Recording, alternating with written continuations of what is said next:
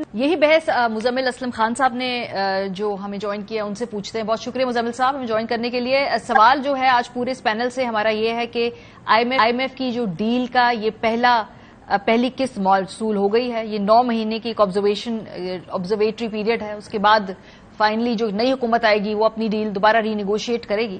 یہاں سے way forward کیا ہے؟ یہاں بڑے بال ڈیفالٹ سے بچے ہیں, بڑی منتوں کے بعد یہ منا لیا واپس آئی ایم ایف کو. یہاں سے آگے اب کیا؟ دیکھیں, بات یہ کہ پاکستان میں اکنامک مارشل لا لگ گیا اور اب جو ہے کسی سیاسی جماعت جو کسی سے مطلب یہ کہ جو ابھی موجودہ آپ کی پی ڈی ایم ہے اور جو آنے والی جو عبوری حکومت جسے کیئر ٹیکر کہتے ہیں وہ, اور پھر جب الیکشنز کے بعد کی آنے والی جو حکومت ہے وہ 9 ماہ تک جو ہے پورا ان کو اسکرپٹ دے دیا گیا اور اس اسکرپٹ کے تحت ان کو کام کرنا پڑے گا.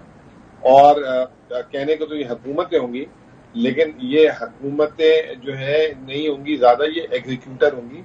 جو اس معاہدے میں چیزیں طے ہوئی ہیں اس کو اسٹرکٹلی فالو کرنا پڑے گا, چاہے بجلی کی قیمتیں ہوں, چاہے پیٹرول کی قیمتیں ہوں, اور کوئی بیچ میں حکومت کے پاس ایسی ڈسکریشن نہیں ہوگی کہ وہ کوئی ریلیف دے سکے حالات کو حاضرہ کے تقاضے کو دیکھتے ہوئے.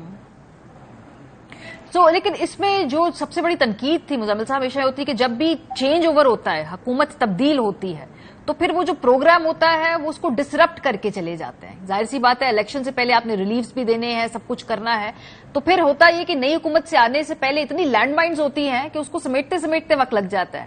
تحریک انصاف کے سربراہ سے بھی جا کے آئی ایم ایف کی ٹیم ملی.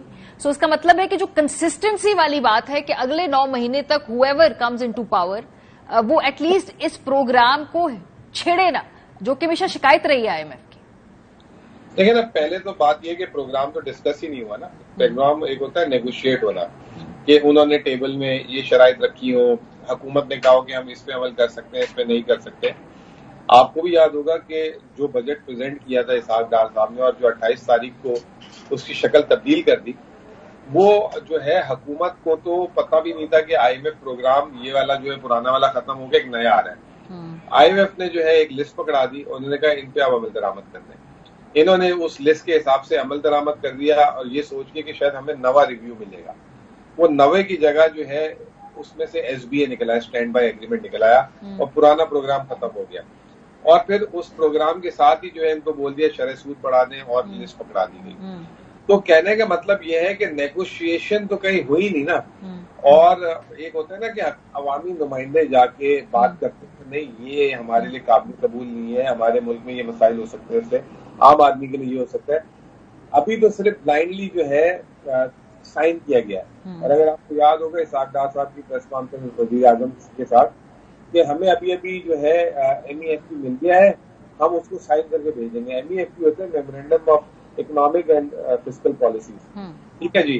اس میں جو ہے جو شرائط ہوتی ہے نا وہ لکھی ہوتی ہے کہ کس ٹائم پہ آپ نے کیا کرنا ہے. یوزلی وہ ڈاکومنٹ 3 گھنٹے میں پڑھ کے سائن کر کے نہیں دیا جاتا, اس کو 3 دن لگتے ہیں, کیونکہ اس میں بہت مائنر چیزیں ہوتی ہیں جو اوور سائٹ بھی ہو سکتی ہے. لیکن حکومت نے کیونکہ بہت زیادہ پریشر میں تھی, جلد بازی میں سائن کر کے دے دیا. اب تحریک انصاف کے پاس آئے. تحریک انصاف کیا مطلب, جب ملک میں چوائس ہی نہیں تھی, اس 9 مہینے میں اگر آپ کے پاس پروگرام کا نیا یا پرانا نہیں ہوتا تو پاکستان کا جو ہے ادائیگیوں کی صورتحال نہیں اچھی تھی. تو تحریک انصاف نے اس پہ جو ہے 4 پوائنٹس انہوں نے بولے جس پہ ہم مور اور لیس ایگری کرتے ہیں.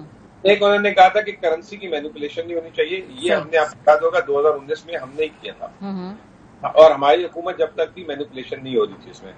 دوسرا انہوں نے کہا کہ تجارتی پابندیاں ہٹائیں امپورٹس پہ جو ہے, اس پہ بھی ہم 1 سال سے خلاف ہی بولتے آ رہے تھے.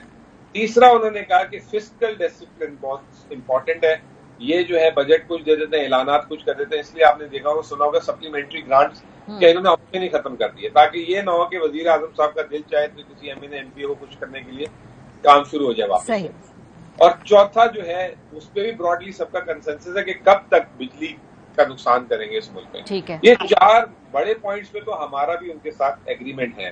لیکن جہاں ڈس ایگریمنٹ ہے کہ اس سے جو مہنگائی ہوتی ہے تو وہ ولنریبل کو کیسے پروٹیکٹ, ٹھیک ہے، لیکن یہ جو بڑی جو 4 اہم نکات ہیں جو کہ اپنے اعلامیے میں بتائے، اس پہ آپ کہہ رہے ہیں کہ مور اور لیس آپ کا اگریمنٹ ہے. یہ جو آپ نے 4 باتیں بتائی، یہی انہوں نے اپنے اعلامیے کے اندر موجودہ حکومت سے کہا ہے کہ بھائی اب آپ ان ایکشنیبل اسٹیپس کی طرف بڑھیے.